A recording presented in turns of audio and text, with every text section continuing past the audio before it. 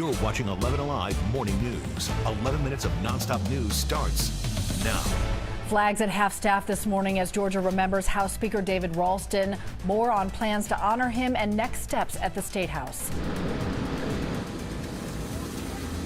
Families in need to continue to roll through New Birth Missionary Baptist Church, where the church is giving away 2,000 free turkeys this morning. We are kicking things off with breaking news. An intense fire forcing 13 people, including kids, out of their homes early this morning. Neighbors rushed to knock on doors to get everybody out safely. Flames shot through the roof at the Hidden Valley Apartments on Misty Waters Drive. The Red Cross is now helping those impacted. We'll keep you updated on that ongoing investigation. Yeah, turning to some other top headlines this morning. Georgia lawmakers are remembering House Speaker David Ralston. He died yesterday at the age of 68 following an extended illness. The Republican leader was known for his decorum. He supported conservative policies while also reaching across the aisle to pass historic legislation like Georgia's hate crimes law. There are plans underway for him to lie under the Georgia Capitol Rotunda. South Carolina Senator Lindsey Graham is set to appear before a Fulton County special grand jury today. Graham reached out to Georgia's Secretary of State after the 2020 election as former President Trump was pushing for state officials to, quote, find votes in his favor. A judge said Graham must appear after several attempts to try to get his subpoena thrown out. Rapper Young Thug is set to head back to the Fulton County courtroom today. A motions hearing is scheduled for the Atlanta rapper. He's in jail on RICO charges along with other alleged members of the YSL gang. We've been following this case closely. You can find the latest update on 11alive.com. 6:50 now. The need is big, but so are the efforts to meet it. Right now, people are lined up in Lithonia ready to receive a big gift. That's right. New Birth Missionary Baptist Church is holding its turkey giveaway. Our Jerry Carnes joins us live this morning. And Jerry, how's it going so far?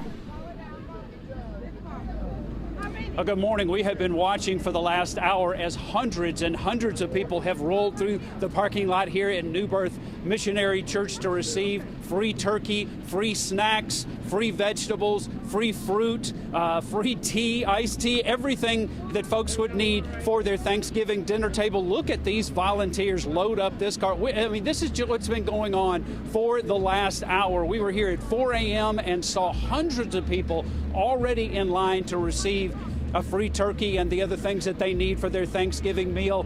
2,000 in all will be given away this morning between now and 10 o'clock this morning or until the turkeys run out. Last year, New Birth had 1,000 turkeys to give away, and it just wasn't enough. The need is that big. So again, New Birth giving away 2,000 turkeys from now until 10 o'clock this morning.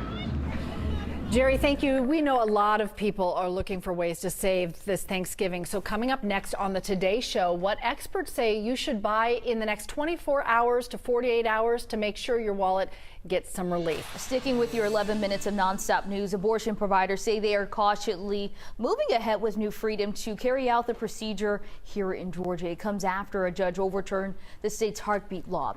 It restricted abortions to about 6 weeks into pregnancy.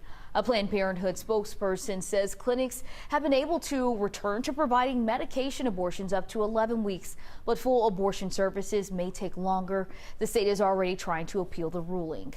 Today, counties across the state will begin working to reaffirm confidence in the election process and check the accuracy of the voting machines. The Secretary of State's office literally rolled the dice to see which ballots would be pulled for the audit. Every county will start counting their selected batch today. People are invited to watch the process if they'd like. The hope is to have this audit done by Friday so the state can certify election results on Monday.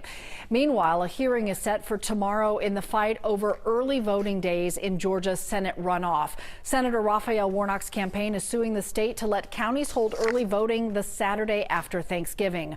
Right now, election officials in counties across the metro are trying to decide when they will open the polls. They tell us they are worried about staffing around the holiday. Students in Gwinnett County schools say they want the district to take more action with their new discipline policy. Students plan to make their concerns known at tonight's school board meeting. Restorative practice is the new approach the district is taking to manage student behavior. Suspensions or expulsions are only used for the most severe cases, but students say the school isn't applying the new policy correctly to see that change.